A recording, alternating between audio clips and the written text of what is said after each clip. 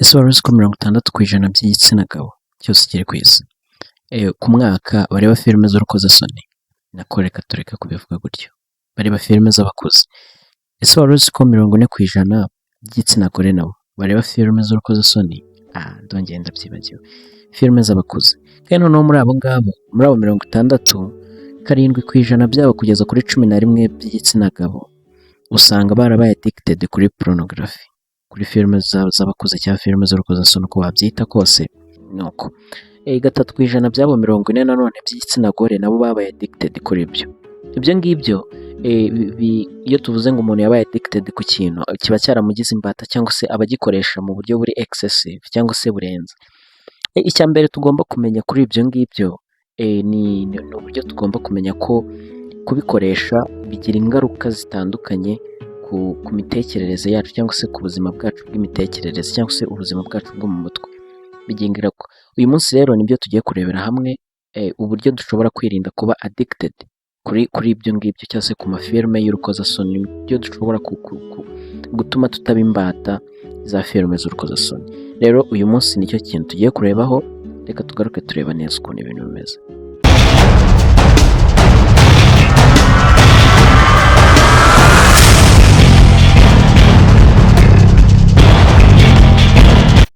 Icya mbere rero tugomba kumenya ni uko muri rusange igitsina gabo nicyo kiri addicted cyane cyangwa se nicyo kiri addicted kuri filime z'urukozasoni kurusha abagore.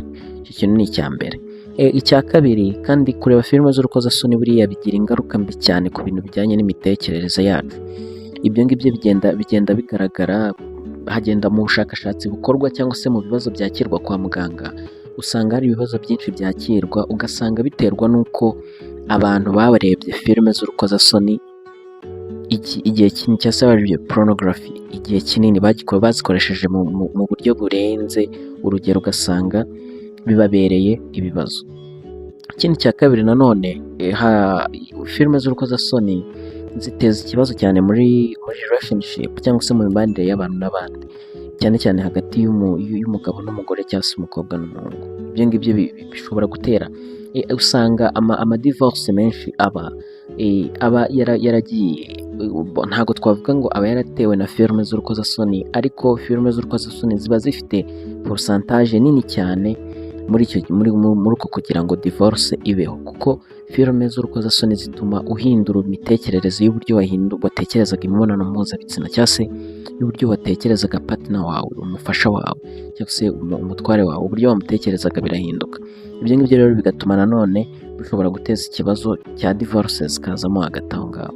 Hari ingaruka rero zishobora kukubaho mu gihe ku bantu bakoresheje filime z'urukozasoni cyane. Icya mbere ni imitekerereze n'ubuzima bwo mu mutwe, aho usanga gufata umwanzuro, decision making, biragorana cyane ku muntu wamaze kugirwa imbata na ziriya filime z'urukozasoni, ndetse no gutekereza cyane, kuba yaba afite control y'imitekerereze ye, y'imyitwarire ye yo mu mutwe, ntago aba akiyifite neza. Aho uzasanga umuntu ashobora kuba yicaye muri class ariko ugasanga kuba yazireba, kuba yabireba biramuganje mu mitekerereze, agahaguruka akaba yajya muri toilette cyangwa ahandi hantu agiye kubireba gutyo. Icyo gihe ugahita usanga ko ntago akifiteho control ku buryo bwuzuye, ahubwo kureba izo pornography videos biramukontorora cyangwa se biramuyobora. Ibyo ngibyo bigatuma umuntu yitakariza control ye yari afite. Rero nyuma y'uko tumaze kureba ibi byose n'amastatistike n'ibyo abashakashatsi babivuzeho, hari intambwe 5 cyangwa se zigera muri 5 abashakashatsi bagaragaje zishobora gufasha umuntu kuba yareka gukoresha excessive pornography. Ni ukuvuga ngo kuba yarekera gukoresha ziriya videwo z'urukozasoni cyangwa se videwo z'abakuze, kuzikoresha cyane, kuba yabigabanya akongera agasubirana control ye. Ubwo kuzigabanya egare no kuba wagabanya ingaruka ziterwa nazo. Ikintu cya mbere bagaragaje, batubwiye ko tugomba kujya tumenya ikibazo, addressing a problem. Menya ikibazo cyawe aho kiri, menya impamvu, menya uvuge ngo ikibazo cyanjye ni iki, nkiziho, kubireba birambangamira n'iki, ubimenye. Cya kabiri, ni ukumenya ngo byaturutse kugira ngo mbe addicted kuri pornography, byaturutse se byatewe n'iki, n'abo tugendana, n'urungano rwanjye, n'abantu tubana, ibyo byose ukabimenya, cyangwa se naho narindi n'ibintu byinshi.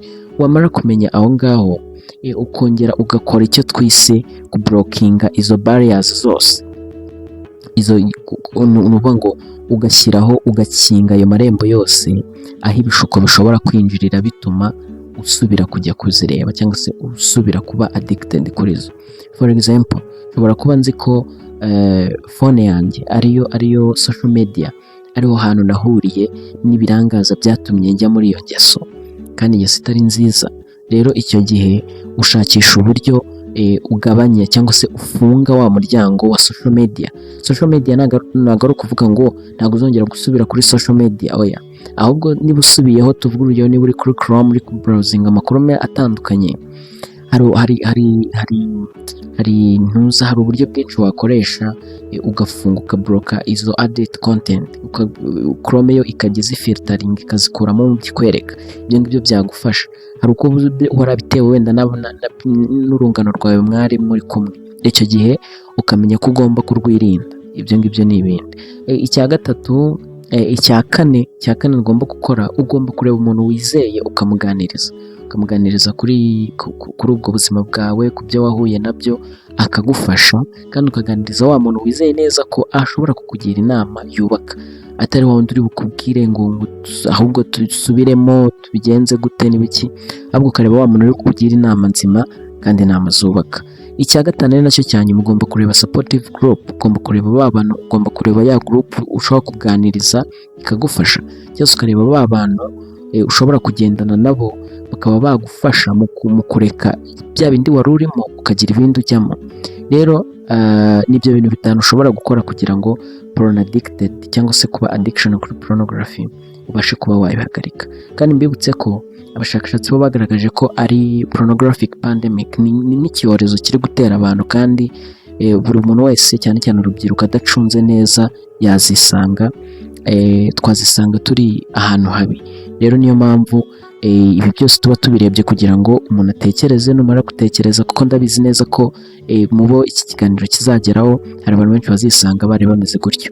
Kandi ikindi cya kabiri, niba usanze iki kiganiro ari cyiza, gifite ahantu gishobora gufasha abantu batandukanye, harimo content ifite aho ishobora gufashiriza abantu batandukanye, kumva ibyo dukora ari byiza, nta mpamvu yo kutakora subscribe, nta mpamvu yo kutakora share, nta mpamvu yo utalikinga, nta n'impamvu yo kutatanga comment kugira ngo tubwire kumva ubutaha twazakora. Ushobora kutubwira ibyo twakosora, ibindi topic twazavugaho yungarije abantu, kugira ngo tugende twungurana amakuru.